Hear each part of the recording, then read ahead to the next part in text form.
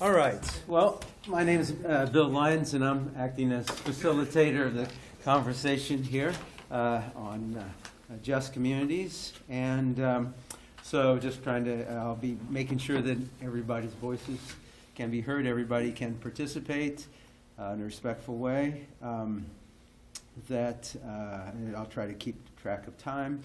Let me just make sure that I mention everything that I should. Thank you all for being here. I think it's going to be a great day already, a great keynote speech for our first one, I found. I hope you all felt the same way. All right. Well, we're here today. We're attempting to find the commonality of challenges as well as concerns we all face to create the safe, healthy, sustainable communities we envision. So, I'm with Columbus Community Bill of Rights. How many know about Columbus Community Bill of Rights? Okay, I guess almost everyone here. And with the Ohio Community Rights Network also I'm part of. And then the major ideas from each conversation, after all the different 5 conversations, will be carried over into the larger panel discussion starting at 2:30 this afternoon after the second keynote speech, which happens just after lunch by Dr. Malina Abdullah. And so they're all being recorded, and then they'll be available on the Ohio Community Rights Network website. And our conversation as well.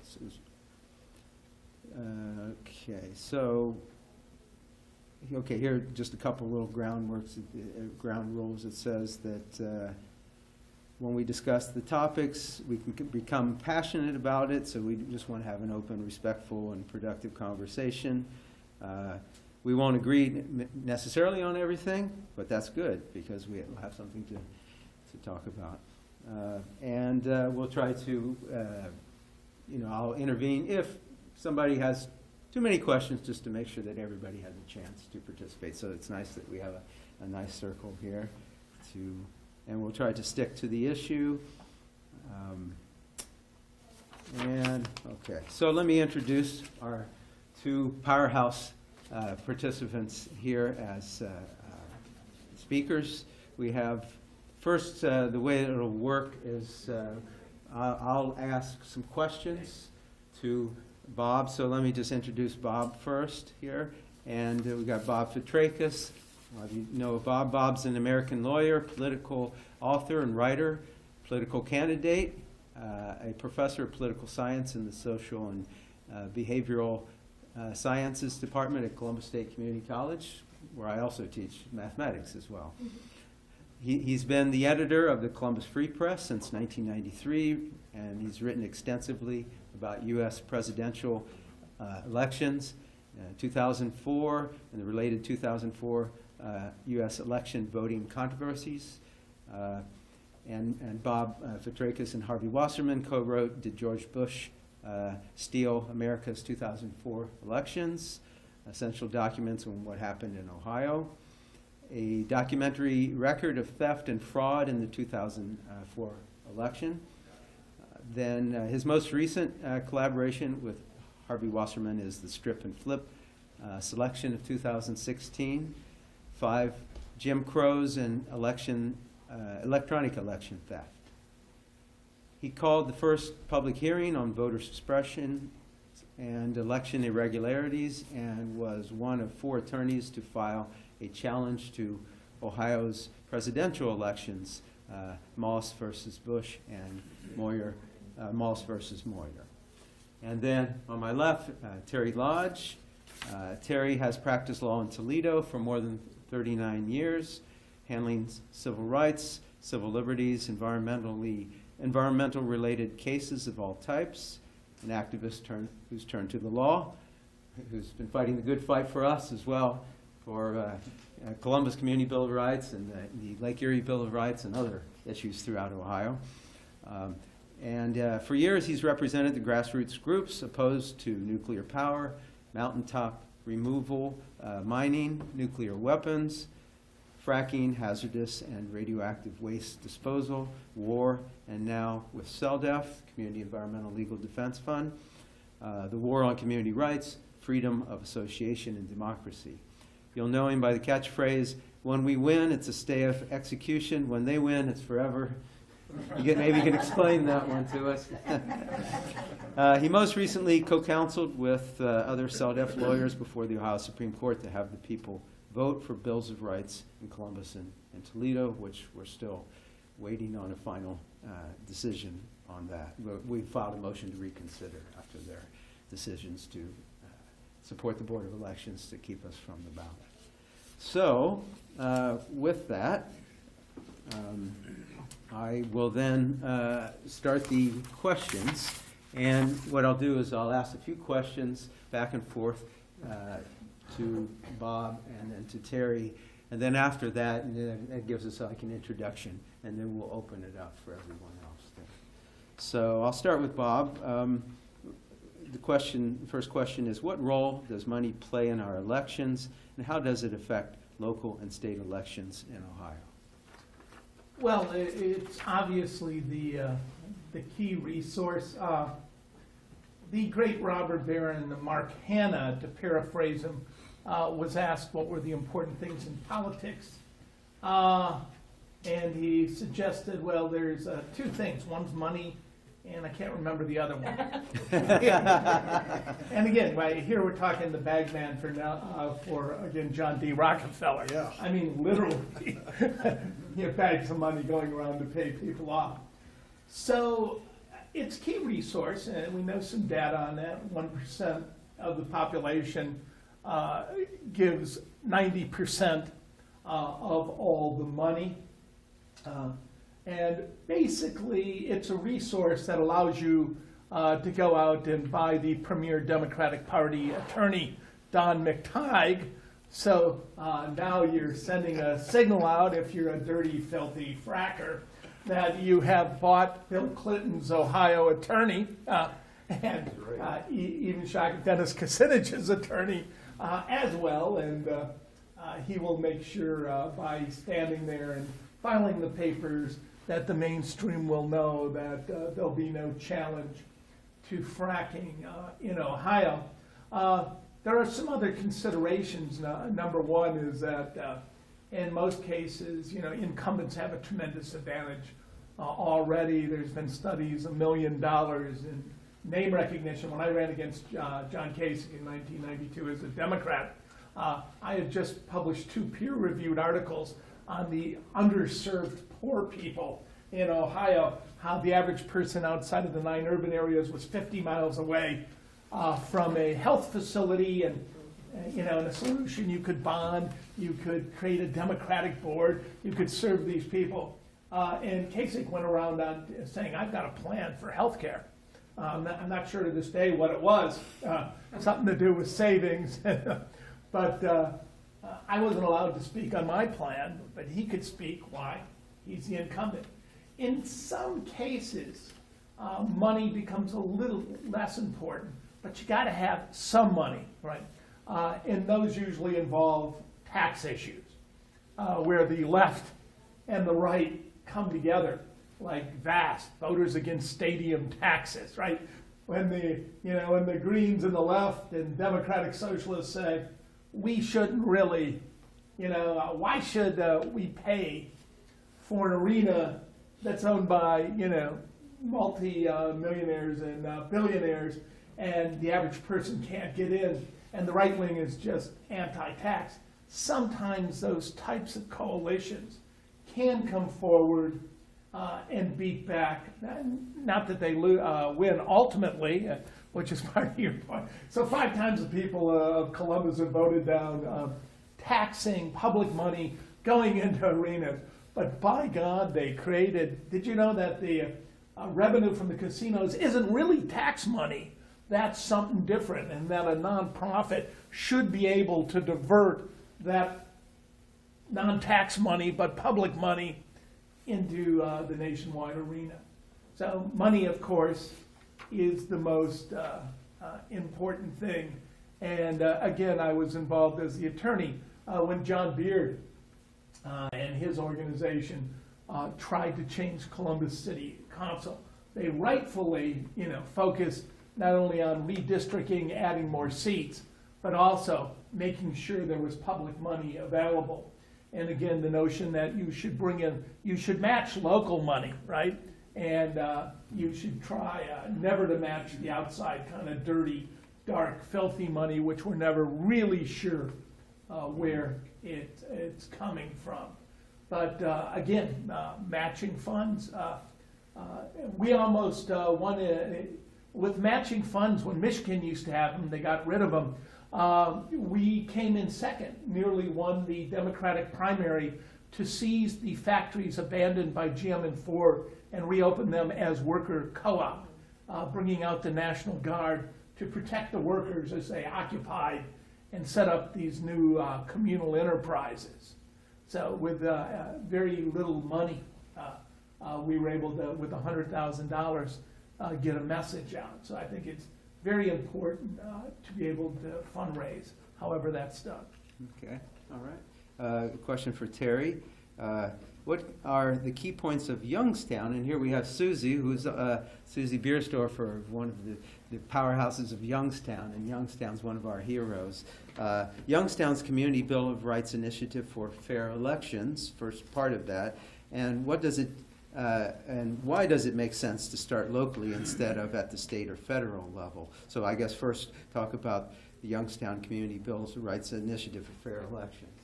Actually, I'm going to do it in reverse order. Okay. And I'm just going to make a couple of prefatory comments, and I would like Susie very much to talk about the Youngstown local democracy in elections proposal. Youngstown's kind of near and dear, and should be near and dear to all of our hearts. They have been grittily fighting for years through multiple election battles in an absurd, although perhaps Franklin County has joined that rank, an absurd political environment where the Democrats and Republicans are absolutely indistinguishable.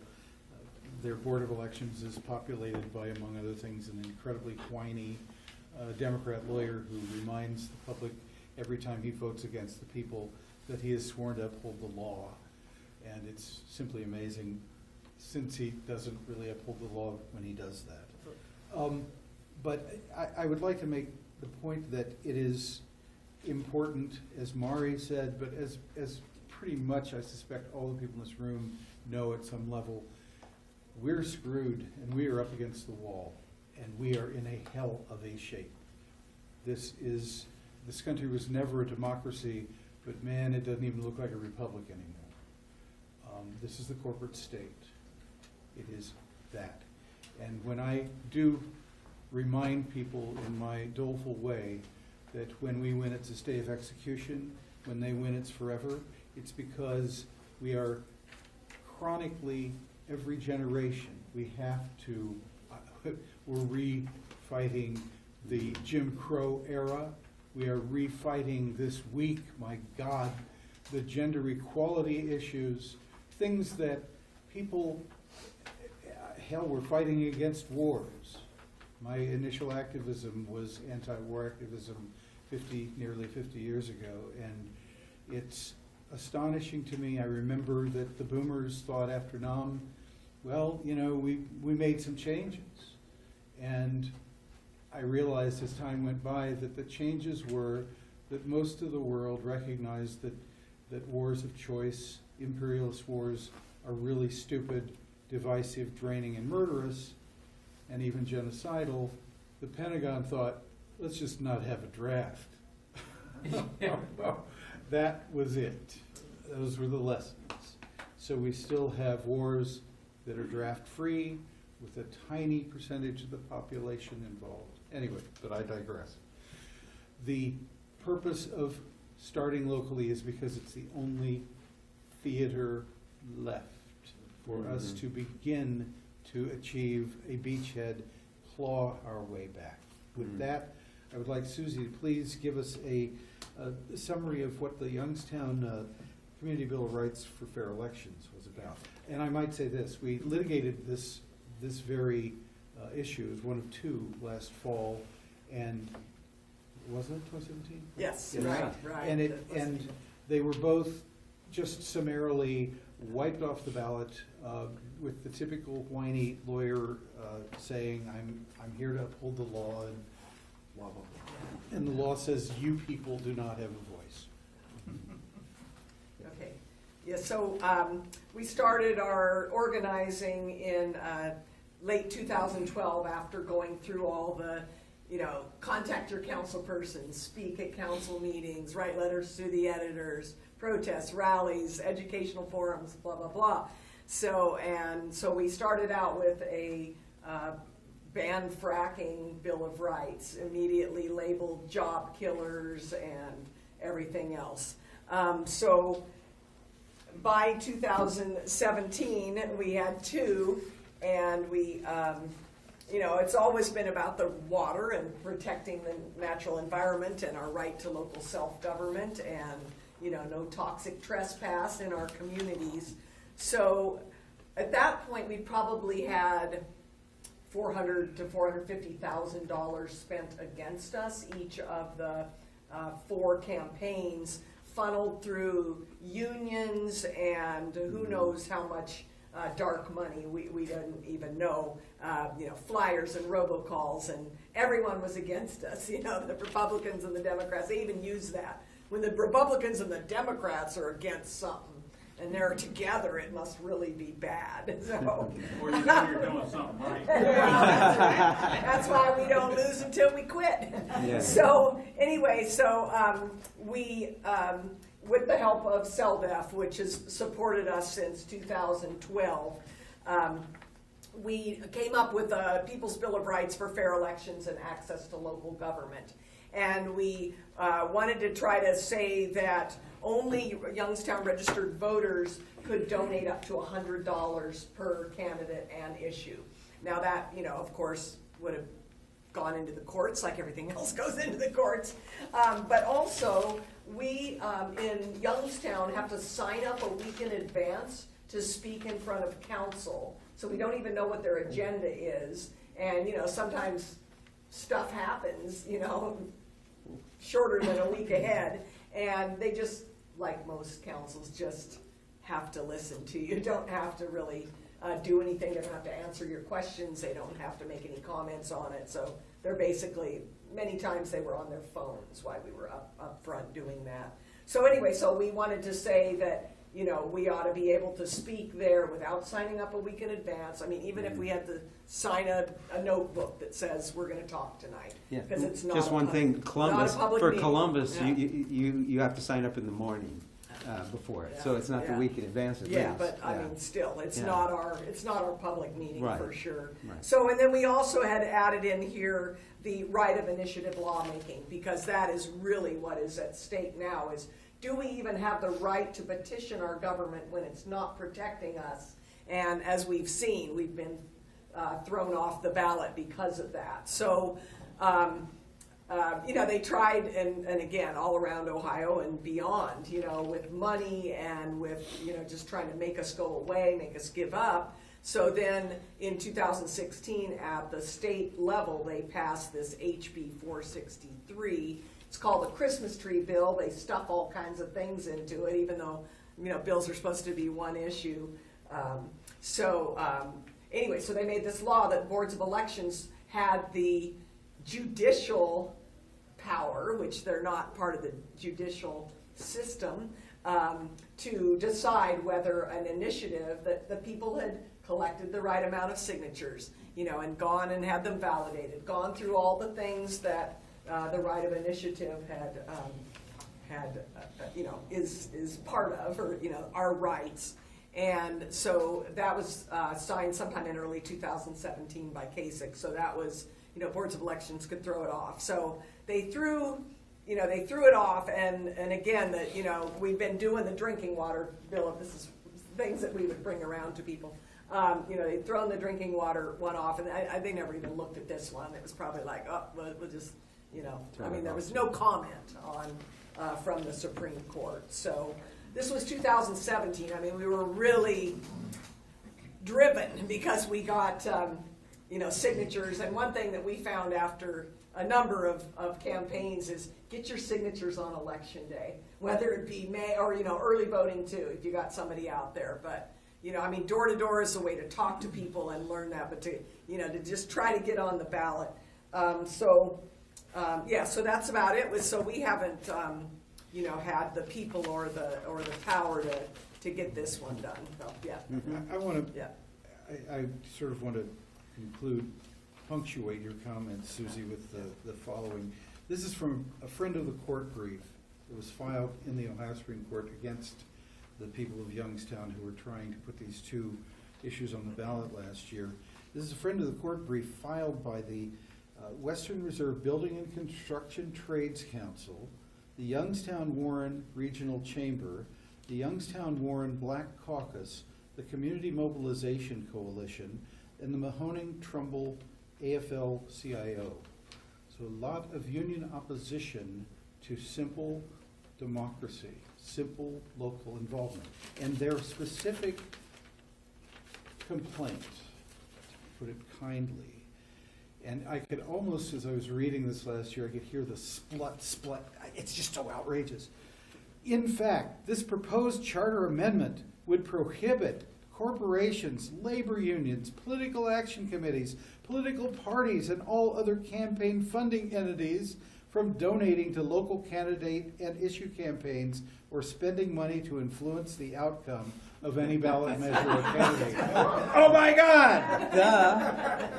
Wow. In that and later in the same paragraph, they say the relators, being the plaintiffs, the people on the ballot on the committee advancing these two proposals, now complain of perceived violations of their own First Amendment rights because the Board of Elections rejected a ballot initiative that blatantly sought to violate the long-held, my God, established First Amendment rights of others. First Amendment rights of groups, of corporations, of lobbying corporations for corporations to speak with their checkbooks. That's what the hell this is about. We are up against it. It is our generation's turn to fight these fights. It is our multiple generations' turns because we have to fight for another stay of execution. Yeah. Well, okay, so I've got 3 questions each for each one. So with Bob, maybe the first part of this, I'll read the question and maybe part of it we don't have to address. Does everybody know what gerrymandering is? Nobody needs to probably have Bob explain that, but it says, what is gerrymandering? So probably we can skip that. And will the changes made in last May's primary, you know, I forget which issue it was for the redistricting that was, yeah. Will that have any, do you think, real change for representation in Ohio? Do you think it'll make a difference? Not any real change. I think most of you know that there's a slogan among incumbents: an injury to one is an injury to all. So what it does, it allows the minority party, in this case the Democrats, to cut a little better deal because on the board with the 5 people, you've got to get one of the Democrats to sign on. So if you look at that and say, okay, it's going to make it more even for the 2 major parties, you know, to cut out the minor parties, etc. But the reality is the last time a deal was cut between the Democrats and the Republicans, we just don't talk about it. The deal was very well known. Otto Beatty, head of the Black Caucus, went down and negotiated away Dennis Kucinich's seat in Cleveland for a new seat in the 3rd District. That would be a black seat. So it went from 11 Republicans and 5 Democrats in a split state, in a battleground state where it should be even, to 12-4, right? And of course that seat went to his wife, Joyce Beatty. And also, so there already was tremendous, cooperation between the Black Caucus Democrats who had distinguished themselves, particularly Otto Beatty. He got $750,000 from the check cashing industry. The $3,000 to $4,000 in service fees were even shocked the conscience of the Republican Party. So Beatty came in, and literally Joyce Beatty was in the state legislature at the time. She introduced the bill, and literally she was sleeping with the lobbyist, who was her husband, and there was cooperation. I mean, the reality is what we should fight for is, again, nonpartisan board that creates these things for maximization of competition and compactness. And that software has been available, and I used it in my class in 1992 when I was teaching at Columbus State. There's nothing to it. It's easy to accomplish. You know, qualified experts with computer programs. Granted, it took my class 50 minutes to do it, but I think they may be able to do it even faster. So I think this is a deal cut between the two parties, and I think there'll be a better distribution. But I do think the reality of any Dems or Republicans, but particularly Dems that step towards the progressive community, be they Dennis Kucinich or Cynthia McKinney, when she was in Georgia, if you cross the line, those people will be written out, and I don't think anything is going to be done. And the last thing, think about what they did here in Columbus with the 3rd District. I mean, there's two things you can do, right? You can pack it and crack it. Pack it is when you dense pack, which is what they did in the 3rd District, right? You put as many Dems, particularly black Democrats, into an area. You dense pack it. Or you crack it. You come in and you divide the Democratic or Republican Party out, right? You've cracked their base. But have you ever looked at that district, that 3rd District? Oh. It comes down and goes right across the street from Mary Jo Kilroy's house. So, she can still run constitutionally, but they say she doesn't even live in the district. Then it went all the way over into Granville with it. It looks like, if you know Jughead from the old comic books, if you look at it, it looks like Jughead with that weird hat. And it comes around with his neck down to Grandview and picks up Ted Celeste's house. So there would be 2 liberals in the race. And that is all still constitutional. All this does is add sort of, they got to pick up a Democratic Party vote. But they can still come up, as long as it's not oddly or peculiarly irregular, whatever that means. They can still come up with the snake on the lake and eliminate Kucinich and do a lot of things that are designed, I think, more so now to make it safe for incumbents. Can I say something? Yeah. I think that the League of Women Voters and the fair districts worked very hard to get an issue passed. It wasn't a perfect issue, but it's the issue they could get. And I feel more optimistic than you do. I think it's very important. We're going to have a governor, we're going to have a secretary of state, we're going to have an auditor who are all going to be on that redistricting drawing of our congressional districts. I know for a fact Zach Space, who's running for auditor, is a good guy, and he's going to work very hard for this. Kathleen Clyde, I don't know about LaRose, but Kathleen Clyde is, if she is elected as Secretary of State, these people, if we can elect Democrats to office, who will then be on this panel, I think we have a good chance of people standing up and trying to draw these districts in a fair way. And the other point is that there are a series of steps you have to go through, and if in the end, if the people don't like this redistricting, we can reject it, So I feel like we really need to work on this. It's not going to be perfect. It's not going to change until well after 2020.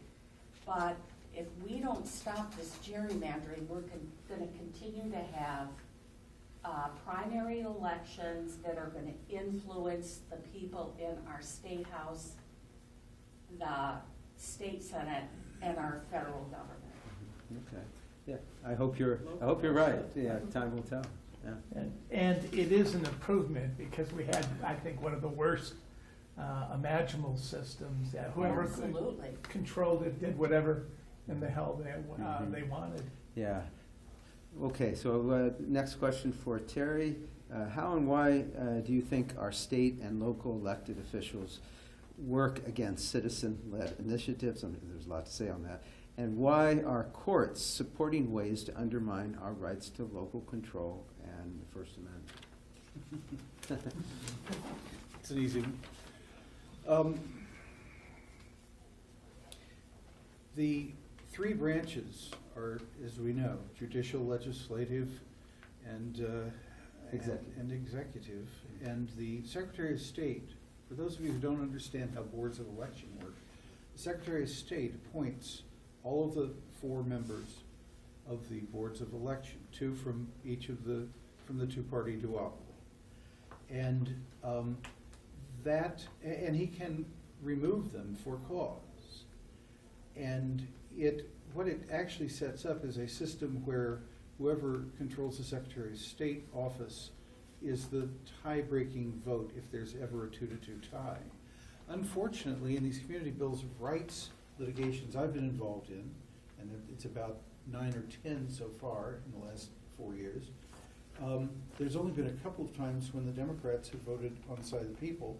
There's only been one tie that John Husted, of course, broke in favor of keeping something off the ballot.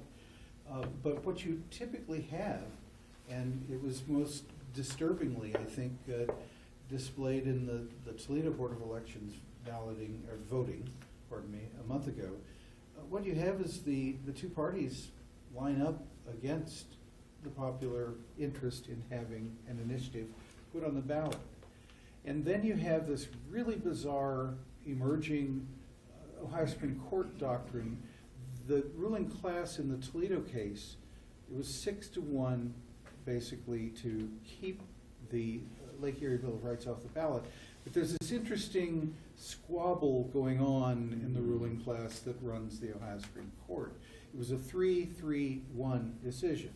6 of them agreed to knock the Libor off the ballot, but there's this haggle over whether or not the various and sundry local charters, which differ widely in their wording as to what precise decision track there is to put something on the ballot when the people produce enough signatures. And so there was this sort of, the 3 judges agreed to keep Libor off the ballot, but they were complaining that it didn't look like, with the mere signature of the clerk of council in Toledo putting something on the ballot, that was lawful. Well, in fact, damn it, it is. And in fact, what I actually see is that this becomes another bone of contention for opponents of local initiatives to raise the next time we go through that rigmarole. But what has been emerging is this.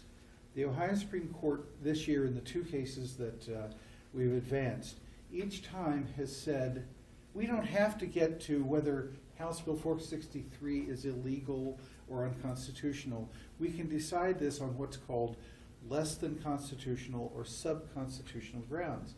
What they're saying is there's a couple of court decisions that we, the Supreme Court, made that we can go ahead and dump these things off the ballot, and we don't have to get to the issue of constitutionality of House Bill 463. In both of the cases, Franklin County and Lucas County, the boards of elections said, we're enforcing House Bill 463, and we have the power to throw things off the ballot under that, and 4-0, boom, boom, you're gone. The Ohio Supreme Court is wrong, and that's a kind word. They have to deal with the constitutional issue that is put before them. And they are saying, no, we don't have to. What they are creating is this feedback loop that they will never, ever, ever have to face up to making a decision about the constitutionality, or I should say the unconstitutionality, of House Bill 463. Just to remind you of 2 things. House Bill 463 says whatever the Board of Elections thinks is outside the scope of an initiative petition to talk about is off the ballot. whatever, if I feel good today and I'm on the Board of Elections and I don't like those people, they're gone. If I am a lawyer and maybe have made some, feigned attempt to really understand what's going on and I don't like those people, they're gone. Any reason at all. This is outside the scope of what you're allowed to discuss, what you're allowed to discuss with other voters, what you're allowed to say in the dialogue of communities. The other aspect of House Bill 463 I just want to remind people about is that, as Susie said, it was a Christmas tree bill. This is a lame duck session, and there's going to be another one, oh my God, in 3 months. And it was an 800-page bill that covered everything from auctions to puppy mills to foreclosures to destroying the right of initiative. There were no committee hearings. It was throw everything into the hopper, grind out the sausage, and get the thing to a vote so we can go home for Christmas. And it's going to happen again in 60 days, 90 days, 65 days. And it's a very disturbing way to make law because there's, incidentally, I might also point out the only way we found out that the right of initiative had been screwed again was Tish was reading a Columbus Dispatch article. It was sort of a roundup of, well, the General Assembly just before Christmas passed this bill and it does this thing with puppy mills and human trafficking and foreclosures and, oh yeah, and initiatives. It screws initiatives. So we found out about it. Thank God, some columnist in the Dispatch is commenting on General Assembly activity.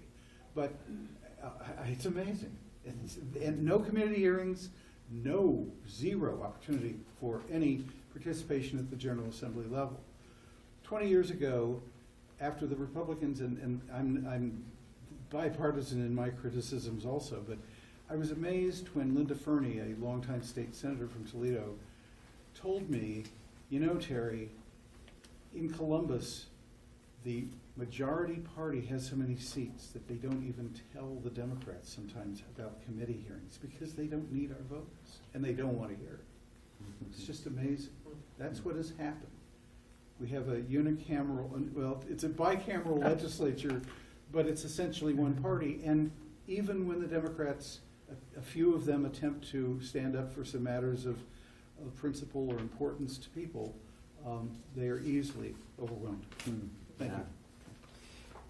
Okay, last question for Bob, and then we'll have one for Terry, and we'll open it up there. So in your definition, what are free and fair elections, and what can Ohioans do to get them? And can we rely on the elected officials, to make the necessary changes, or must it come directly from the people, in your opinion?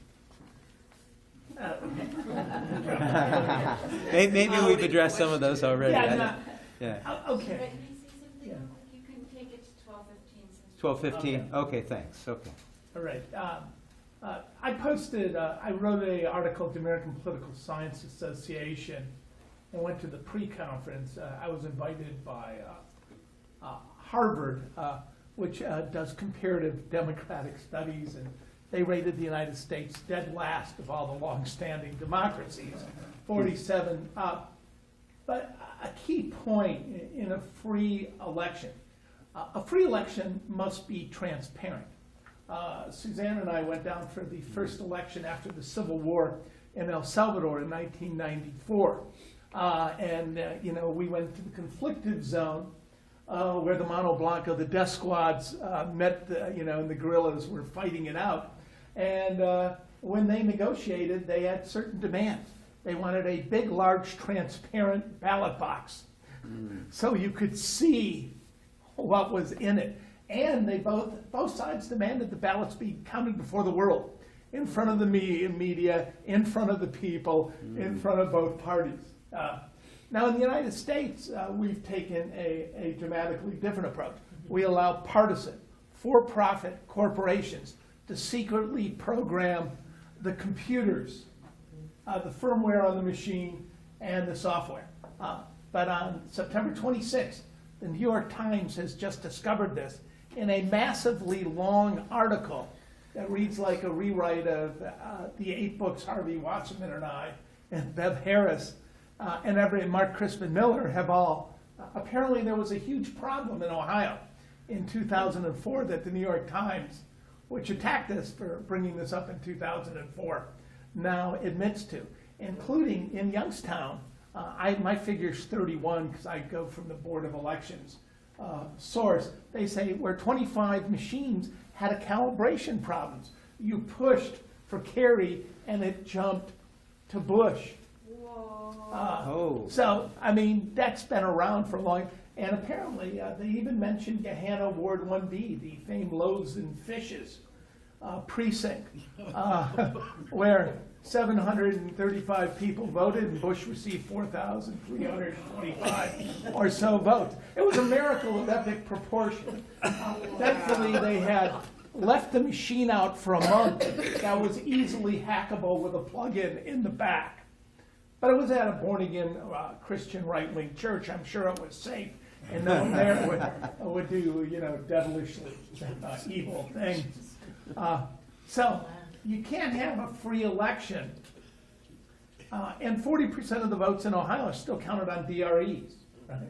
Direct recording electronics. Some which have a little thermopaper VPAC, which may or may not be recording electronically. So as long as, and now everyone's discovering this thanks to the Russians, and Trump tells us it's the Chinese.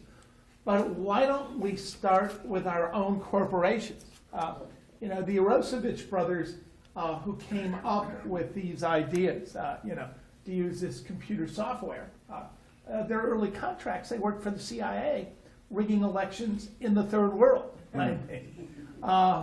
Just like we now know that the people in Ohio in 2004, again, Michael Connolly with the Right to Life movement, the Rapp family, a triad, the Right to Life movement, Jeff Averbeck, and all these were hired by J. Kenneth Blackwell, the Secretary of State.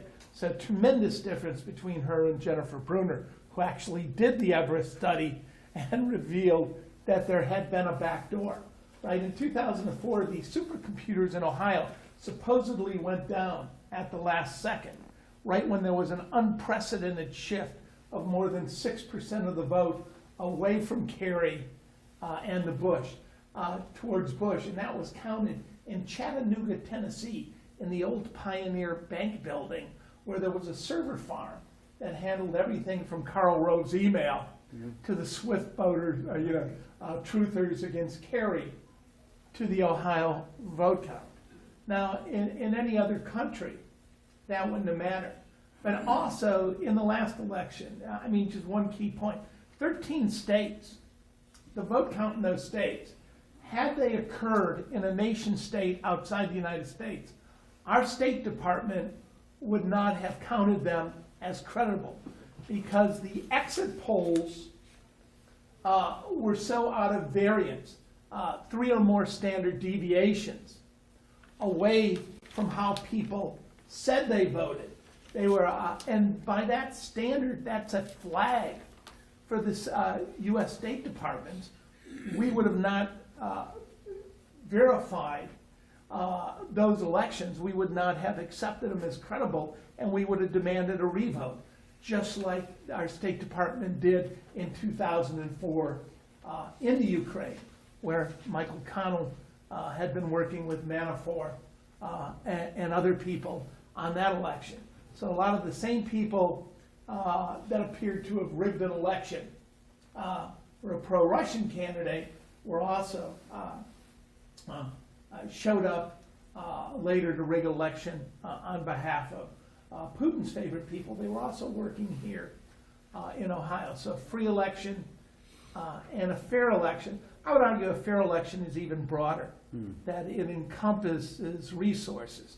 Sort of the French model where everyone who gets on the ballot is entitled to a certain amount of money, or at least, free TV time, where, because most of the money in an election, 75% of it is going to go to mass media in various forms, And out of that 3/4 of that money, about 80% is gonna go to various mass media buys. In fact, you can see it in the dark money that's coming in. I've had trouble sleeping at night because of White Boy Rich Cordray. So White Boy Rich is essentially got drug posses. I saw it in the Mike DeWine commercial. It must be true. So this massive saturation. Well, he's from the mean streets of Grove City, right? He's clever as hell. He was hiding out in the quiz club at Grove City High School. I've researched it all. But apparently he had been building this, and he wants to, kill 10,000 people with fentanyl. But unless we have enough money to get sort of at the factual truth behind those things, or we can present our own thing, I don't think it's a fair election, right? And the last thing, when we lost, when they put an initiative on in Columbus to close city council meetings for the first time in the history of the city council, that is to pick people for city council. They wanted to make sure they could close the meeting, and on legal cases, they didn't want to say how much they were spending not to settle on police issues. Again, they called it the Open Meetings Act. So the Open Meetings Act was, for the first time in history, we were closing the council meetings. Thank God it was the open, and we went out there and fought hard enough right before the end. The Dispatch actually covered it, that the Open Meetings Act was closing the meetings. Wasn't enough with the newspaper to come out a week or so before, but if we would have had any access to matching funds or money, we would have easily won that, because so many people would come up to me and go, "Hey, voting for that Open Meeting Act, you're behind." Wrong side. So, free elections, you have to have and they've done since 1964 when they first used mainframe. There's a guy at Weights and the Bureau of Standards, Weights and Measures, who kept going like, "What? Apparently you can program a computer." And this guy, since 1964, he's now retired, kept going, "You really don't want to use these central tabulating computers. They're incredibly vulnerable and easily hackable." New report, Political covered it, but a new report out from the DEFCON people, the voting village, is that the ES&S 650, incredibly vulnerable and used as central tabulators in 26 states. So the 2016 election, last thought, 13 states would not have been verified by our own State Department. 1 went for Clinton, 12 of them went, 5 of them narrowly for Donald Trump. Totally implausible results from the exit polls. All right, and the last question, and then we'll have about 30 minutes for discussion. For Terry here, do Ohioans really have the right of initiative when the government, and we've talked about some of this already, you can expand on, which we are attempting to reform, can use cheap tricks to keep us off the ballot? I want to make a few comments, and then would like to hear from Susie as one of the leaders of a pretty tough group in Youngstown. The constant challenging is having some effects. I don't think the Franklin County Board of Elections had any idea how much outcry they were going to create with their scripted, incredible 18-minute evisceration of the people's right to initiative. It was pretty interesting. It's a lot of chanting, a lot of protest, a lot of noise, and a lot of people just saying you're destroying our right. And it was on the media, and those things, to the extent possible, need to be widely shown on the media. Similar thing happened at the Lucas County Board of Elections after the Libor was shot down. So the constant challenging helps expose the fact, as I say, folks, that we are down to kind of our last hand, and we have to take some power back. I want to throw out, affiliated with, that proposes, there's a very bitter controversy going on in Lucas County about the funding and location of a new, very high-tech, expensive county jail, and 10,000 people signed petitions requiring an initiative to keep it in the central city, in the downtown area, because of a lot of reasons, but among them, access to social services and lots of other factors. That got shot down in the same breath, literally a moment or two before Libor was shot down, and for the same reasons. So it's not as though the boards of election conduct these deep, thoughtful inquisitions into whether the people have properly presented a petition. They had their orders, they had their script handed to them, I'm certain, from John Husted's office, and they basically shot it down.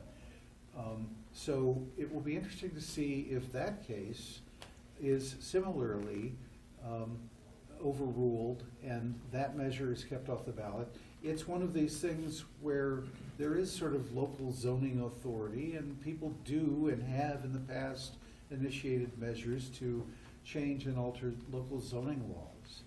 And I think that what we're really facing is not just this assault on these sort of higher rights of nature kinds of aspirations as local legislation.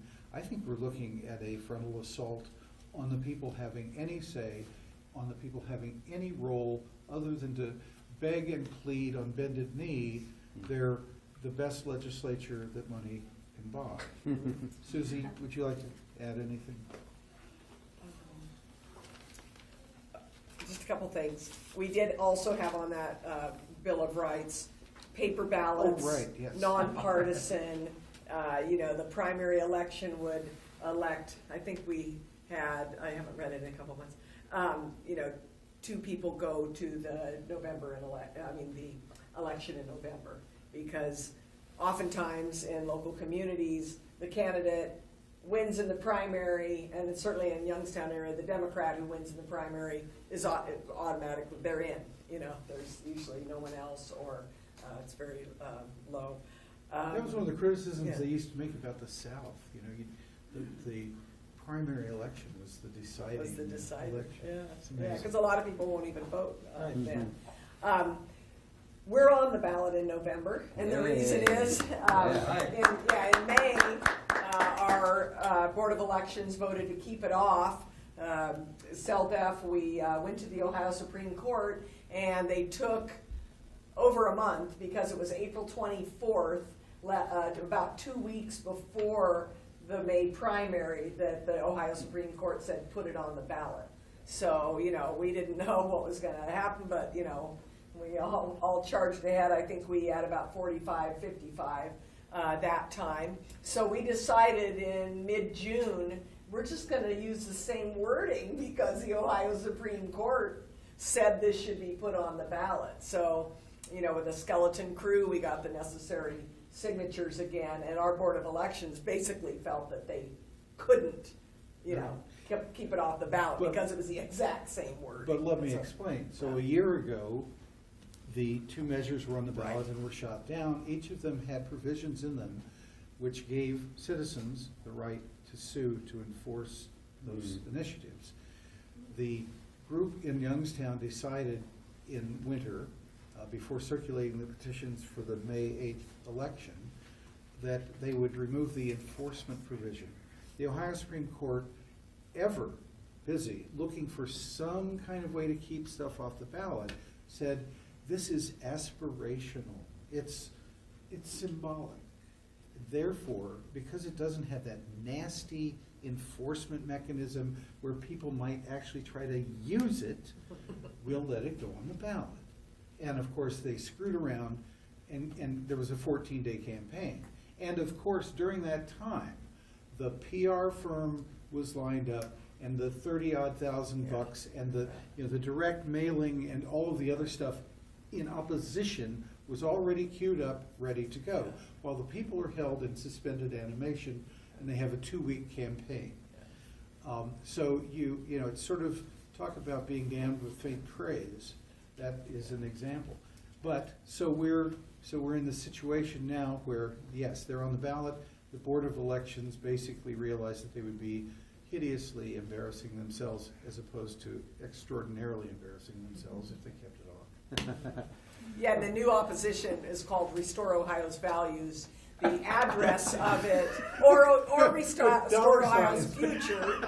The address is the deceased mother of a former 6th Ward council person. And when I tried to find any sort of financial statements, a young man at the Secretary of State office helped me. Couldn't find it. Their financial statement is 000. The treasurer lives in Put-in Bay, and I have not had the time to spend 3 hours writing a complaint against, which will probably just go in file 13 when they. So it's basically a So it's dark money. Dark money. We can't. Yeah. So that's kind of the first time it's happened that we know of. I mean, we know there's other money. And they coming in, wonder but- why. And they wonder why we only want human beings to have a $100 cap, and that's the only source of campaign finance. Yeah, okay, so just one thing I'll add and then we'll open it up is that what the community rights, which, Columbus Community Bill of Rights and Youngstown and Leebor's Lake Erie Bill of Rights, the idea is first you state what rights do we say that we have, what inalienable rights besides just life, liberty, and pursuit of happiness related to that, or maybe access to our government. And how did you word your rights for the free and fair, or Which one? the initiative for the elections? Just to give an example for people, like what do you say that people have rights of? People, paper ballot, there'll all Okay. be some form of paper ballot tracking that can be used to verify electronic election results. Mhm. And then we have the right of enforcement. Okay. Yeah, the access to local. Access to local Government, self-government, yeah. We should be able to see all meeting agendas at least 24 hours before, before the Okay. public meeting. And Okay. And also, isn't there some the term two about? candidates for mayor. Oh, yeah. Yeah, it was for mayor and president of city council. I think. And any Yeah, totally. corporation that violates the rights secured by the amendment shall not be deemed a person in the extent that such treatment would interfere with the rights enumerated by the amendment. So, so the idea is you first, like just our Columbus Community Bill of Rights, you say we feel we have the right to clean water, clean air, safe soil, and the right of local self-government, and then you prohibit the things that are going to violate those rights, or you establish things that are going to enforce those rights, like having paper ballots or other issues like that. So that's the idea of all of these issues that coming up with community bills of rights. So just so you have a better idea how it works there. So I'll open it up. Who would like the first question, comment? Okay. I've Will. been involved with the Columbus Community Bill of Rights for a couple of years with Bill and Chuck and Sean. And so obviously what I've seen through the course of the rejection that we've been receiving is that this is going to be a process of chipping away. It's become abundantly clear to me that that's what has to happen. So I'm thinking, okay, so the last people to victimize us is the Ohio Supreme Court. How do we get to the Ohio Supreme Court? Where's their weakness in their armor?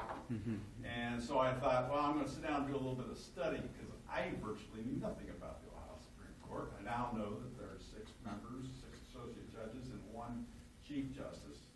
And I also know that there's 2 slots for the Ohio Supreme Court that are opening up for the November 6th election. One of which is going to be contested by Mary DeGennaro, who voted against us. So I'm saying, has there ever been a negative campaign launched against an Ohio Supreme Court justice?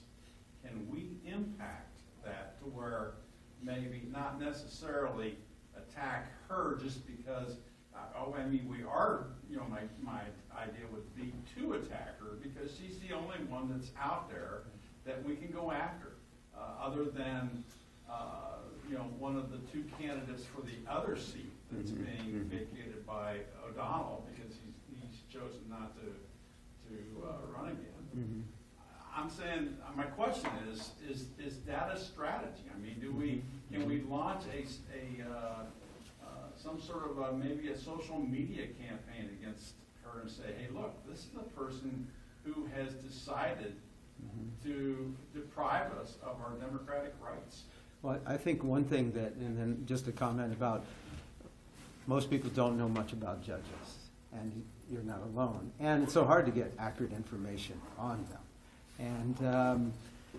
And they don't know that they take money from oil and gas industry and other ones, especially our Supreme Court justices, because they're big money elections too. But even on our local level, we need to know more about judges. And people tend to think that they're immune from all of this stuff. No, they're not. And they're our last defense, and now they're creating another The one thing that roadblock we and do hurdle. have with DeGenero, though, is her voting record. Yes, we Yeah. do have that, and we need to make these things public knowledge. I mean, I went through the entire database from the January the 28th of 2017, when she was appointed to that spot. And by the way, that was a vacancy that was created when Bill O'Neill. William O'Neill resigned to run for governor. Well, you know, she was appointed by Kasich. Right. I don't think it would be hard to connect the dots from her back to some fossil fuel money. Yeah. I'm just raising the question, is that, I mean, if we're picking away at Yes. this, I think is it that a has, strategy? I think it has some merit, and I just want to point out, I just looked it up, the decision in Franklin County on your case was what's called a per curiam decision, and it's 6-1, and it means that the 6 judges that voted it down agreed 100% in the wording of the decision. So if there's anything particularly useful in there, you can attribute it to her. She signed off on it as her personal opinion, as well as the other 5. Well, it doesn't look like there's a lot of windows of opportunity to fight back. I agree. But I'm thinking that maybe this may be one, because, you know, sure, you know, we could launch a campaign and maybe cause her not to get reelected to that seat. But I think the bigger thing is that the other justices are gonna look at that and say, oh, wait a minute. Yeah, Yeah. Raising that's awareness, an yeah. interesting idea. No. Interesting thing, I was living in Colorado in 2004. We knew all about the election irregularities in Ohio. Got back here, nobody had ever heard of them. Yeah. Got a lot of national press. I have a question in the spirit of chipping away, and that's directed to Terry, really, about the situation in Athens. We were denied access to the ballot for our county charter, and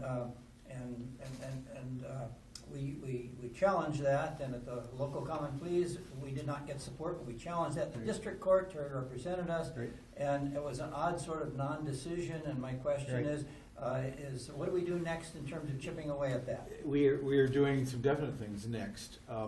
The gist of that decision, that was an amazing case. I won't bore you with a lot of details, but it's again, it was a county charter proposal that contained a Bill of Rights, essentially, among other things, to stop fracking injection well development in Athens County.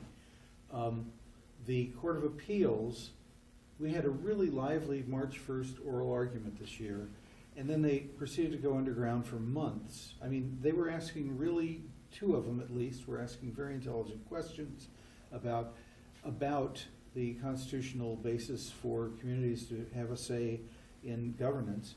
And I was at least encouraged that maybe we'd lose by 2-1 with a good dissent, or even win.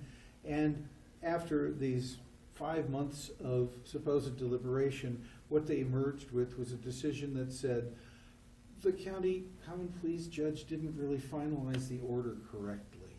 There's like this technical problem, and we don't have jurisdiction over this appeal, so we're just out of here. That's what they did. They dismissed the appeal, finding that there was defective wording in the order, and whatever you guys want to do. So, Thursday, 2 days ago, I prepared and sent a proposed entry for the consent of the prosecutor's office. He said, I'm going to talk with the Board of Elections. I assume he'll be back to me by Monday or Tuesday. I sent him a motion to have it accepted by the court and basically saying, I'm gonna file this as a motion if you don't consent. So I'm gonna give him a couple more days, and so we will be asking the trial judge to reword his decision, and we'll be taking it up. It's So it can be it'll still- appealed. Yes, It can- correct. yeah. It'll still be, he'll rule against the people, but no more mystical, problematic language that courts of appeal get to duck on. Thanks, Jerry. I mean, I particularly chose this workshop over others because I'm really excited about the ideas of what we can do to change voting patterns. Obviously, I think there's a lot of really relevant stuff on gerrymandering, which, yeah, we kind of have a step in the right direction, but there's still some fundamental problems. Being somebody and working in Toledo with the folks I do, we have a lot of folks who are good at petitioning, and I think in politics, which is ultimately the sphere we're working in, a lot of it comes down to escalation and tightening the screws. Right now, the public is really pissed off at the Board of Elections. Left and right, everyone agrees we should have at least gotten a vote on this. It should have been removed. I'm trying to think of things in my head about like what would a voter bill of rights look like in Lucas County? What would that be? What would that include? What kind of provisions could we reasonably attempt to initiate? Wouldn't it be interesting if the Board of Elections tried to shoot down something that was aimed at making them more transparent and accountable? That, if they did, even if we lost in that case, that would tighten the screws further, and it would delegitimize the operations of the Board of Elections and move us further in the direction of being able to call for grander sweeping changes. I think of things like, on a statewide level, I would like to see us frankly get rid of a state-run Board of Elections and replace it, do what they do in Canada with Elections Canada or Elections BC. They have an independent nonprofit organization that is tasked with strictly here are the things, go ahead and get the machines ready and get the venues voted, but they have no influence.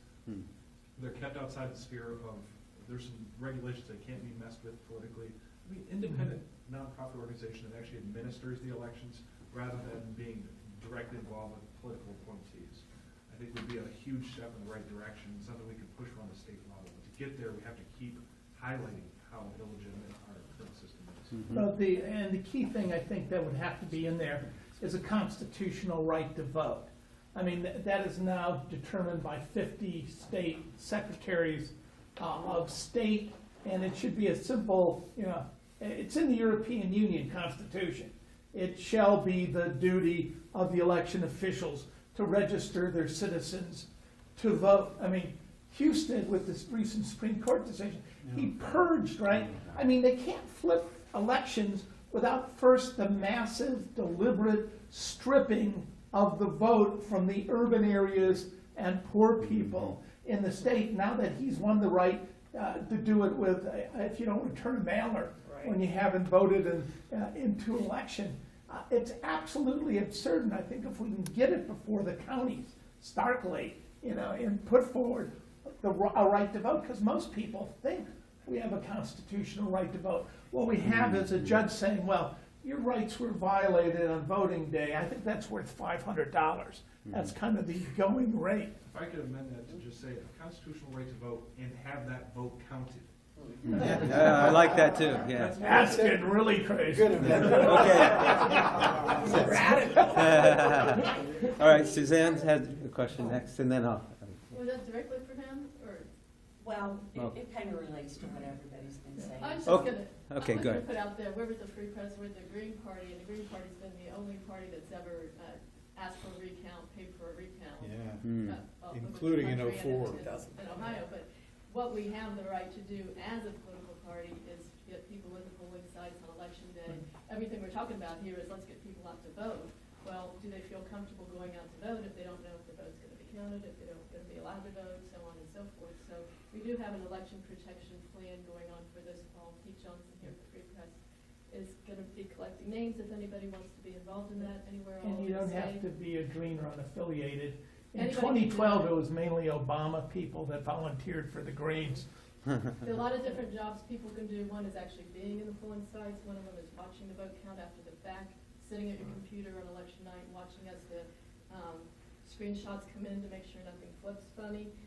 There's a lot of different things you can do that don't involve being physically at the polls. Let me, okay, you had a comment, and then Well, I think that everything we're talking about is well and good and wonderful efforts. However, I think what we're talking about is simply putting Band-Aids on what I see as a much larger problem.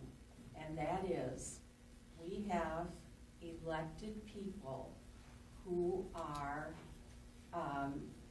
subject to the influence of big money.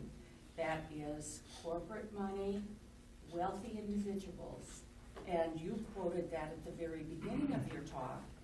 And so why are we having trouble with our Board of Elections? Why are we having trouble with our Ohio Supreme Court? It's because the people in those jobs, those positions, they're influenced by somebody, and you have to follow the money. And until we do that, I don't really think we're going to make any substantive change. I think what we need to do is not only do we need to work locally, but we need to work at the federal level to overturn Citizens United versus the FEC. We need to get a 28th Amendment to the Constitution to get big money out of politics. Money is not free speech. Corporations are not people. And it's horrendous what is happening in this election now. Dark money, since 2010 when Citizens United was enforced, dark money pops up a month before elections. Those are ad hoc committees. You can't trace where it's coming from, and they're the ones that do all the negative opposition ads on television, through mailers, on Facebook, and people don't know how to counter them. And they have an influence on our elections. Okay, all right, I've got one here and here, and then maybe. I just want to start by saying I absolutely agree, and that's why I've always seen what we do with CELDF and the Community Rights Network is very much a sister operation to move to amend. Yeah, that's what you're talking about.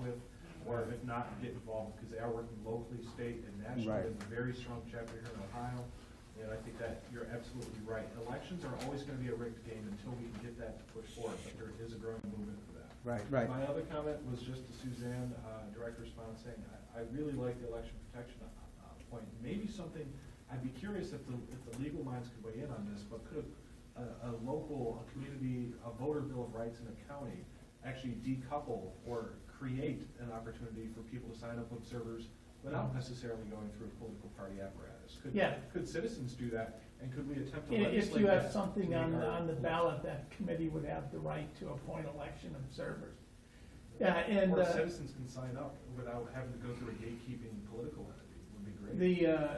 the assured under law is if you have an issue on the ballot or a candidate, a campaign independent of a political party, like the Greens, can also appoint people in the area in which they're running. And when we did this in 2012, when in Woods County, and then Warren County, when the computers went down, we actually had a flying squad of people, which included a lawyer, activists willing to take arrests, who went into the Board of Election and said, why are your computers down? So What's was that happening? under the auspices of a party? That was under the auspices of the Green Party. See, what he's saying is, without being involved with a party or a campaign or an issue on the ballot, could we push for people to just I sign don't up to be think an election the protection law because they're citizens? Allows that, but if you had a ballot initiative on, Well, it's so you easy could to do get That's what I'm those saying, on. make it part of a Yeah. voting bill of rights. Yes, to include more absolutely. transparency. that ballot issues are allowed to have observers. Okay, one here, next. Yeah. Yeah, big money certainly influences elections in various ways. I mean, the obvious one way is you just simply pay Congress people or whatever to vote the way you want them to. Another way is the elections by propaganda created by public relations companies. And the public relations industry has become immensely sophisticated in controlling public opinion. And almost everybody in the United States has a TV in their living room that they watch many hours a day. The line between fantasy and reality is very blurred.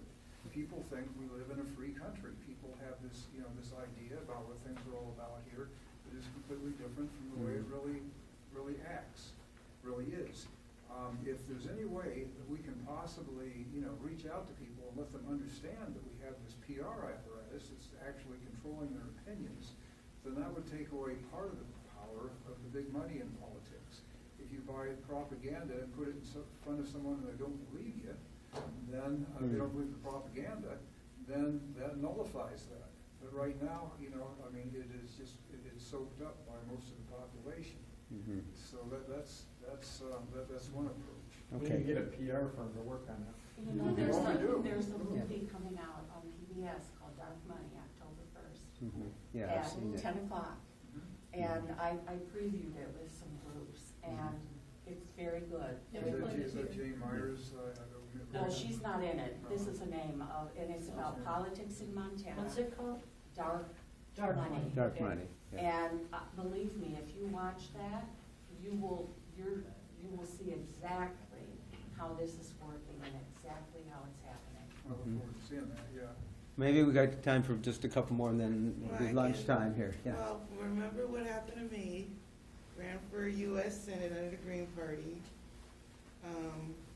Had almost enough write-ins before the election we did a big push early voting campaign. So it was like, I only need 500 at 480 something before election day. And then at the end of the election day, John tweeted me and Connie directly congratulating us Husted. for making it into the general election. So this is the Secretary of State congratulating me on Twitter. I screenshotted it and it's like, yay! And then after the final count, I lost 200 and some votes. Ah. And, you know, and he deleted the tweet. I still got the screenshot. But, yeah, so when it's that bad, when the Secretary of State can't even give a congratulations correctly because the system is that corrupt, even at a small scale. Go ahead. Suzanne talked a little bit about the observer program, and you guys are talking about some pretty big things, Citizens United and PR and stuff. We can get people into the Board of Elections at the end of the night. We can get people that can observe at the precinct level. It's a little bit of a Band-Aid, of course. You know, you can't see everything that they're doing, but we can at least represent that we've got Keep the people pressure out on. there We gotta that keep are pressure. watching what you're doing. But yeah. And if we can't put any observers out there, the Dems, if they're doing it, they're only gonna send lawyers out there, same with Republicans, common people don't get to do But it. historically, it was the observers that, remember in Toledo, when your former Republican mayoral candidate was, you know, wondering, a rover who was going around collecting the thumb drives and the other electronic devices. I mean, that was, yeah, it was. And it was crazy, and the same thing was happening in Dayton as well. But it was the independent observers and the observers that reported, in Dayton that the thumb drives had disappeared overnight. Okay, yeah, Chuck? Yeah. One quick resource, there's a website called thestateofdemocracy.org. It's started by, and it has a lot of interesting presentations and resources. People thinking about, have come to the same conclusion that we discussed in this room. We don't have it. So this is founded by David Orr from Oberlin, who's going to be, this is a fundraiser, so not everybody's going to come till October 14th. We're having him as a speaker at our fundraiser. Information out there for Central. But that website is a good one to check The for state of innovative ideas. The state of democracy? Stateofdemocracy.org. Okay, yeah. Could I just say one more quick thing? The group I'm with, American Promise, is very similar to Move to Amend and Take Back Our Republic and Wolfpack and so forth. But we actually are starting in Ohio to get a resolution passed by the Senate and the House to ask to ratify to amend. In other words, to take to our congressional delegation and say, we want you to pass a 28th Amendment and send it back to us to amend. We're a bipartisan group, and we have been pretty successful in talking to Republicans and Democrats. So I just want you to remember American Promise, because we're really going to be looking to work with other groups that are for a 28th Amendment. And I really think that along with all the other things that this group is doing, I think we have to look at larger systemic change to get the influence of dark money out of our elections and out of our policy making. I think, yeah, we have to do it at all levels. And Exactly. We got to do it all together. Yeah. Any other last thoughts? Anybody? Yeah. When I was, my wife and I were in election protection in Denver, we weren't vetted in any way. We just showed up for a meeting and signed in, and they gave us shirts and vests and. So were you allowed to go in the polls? But were you watch allowed to people? go into the county board of election? You can usually we be had to stand outside. across the Right, street. now, you can That's do how- that as long as you're 100 feet away or whatever the And state it's law easy to do says. that. Yeah. The political party can get inside. No, but this, you can actually sign up with a campaign or party or issue campaign and get inside, you know. I mean, you can have a person who can go into any precinct. I used to do it in Franklin County all the time. You can look at what they're You doing. you when get a they're- letter that says you have a right to inspect. You can check all Yeah. the people when they're being checked in, and how they're going to, how they're helping people to polls, if they're stopping anybody, if they're making them do provisional ballots and find out why. You can call the board of election. And they know call the you're allowed to police. be there. You can call, you can Yeah, change them no. right on the You can spot. really get in that area. No, I had I went to a place and they were making virtually every black male vote provisionally. You can bring in your video Yeah, I mean, camera, tape it. one guy there was very assertive, a Republican judge, the very old appointee of the Democratic Party was doing nothing, driving park. I went there, so I went in there and I was supposed to be observing, but I said, you know, why are you violating the law? And then all hell broke loose and they called the cops on me. But somebody stepped forward and said, hi, I'm with the U.S. Justice Department. Oh. I've been observed. Who the hell knew? And they called in the board, and then suddenly it stopped. But virtually every, and they were complaining. They were like, yeah, but I have this thing here from the Board of Election. I'm in your book. Why am I going to this table? Mhm. Well, I want to say thank you all, and thanks to the participants here, especially Bob and to Terry, and hopefully and Susie as well, and certainly hopefully and all of you, and hopefully we've created some more ideas and thoughts, and then we will continue those in the panel discussion, making connections about 2:30 to 4 there afterwards. So now I guess it's lunchtime, so thank you again, and let's keep working for justice. And my other favorite thing is when I invited the UN observers.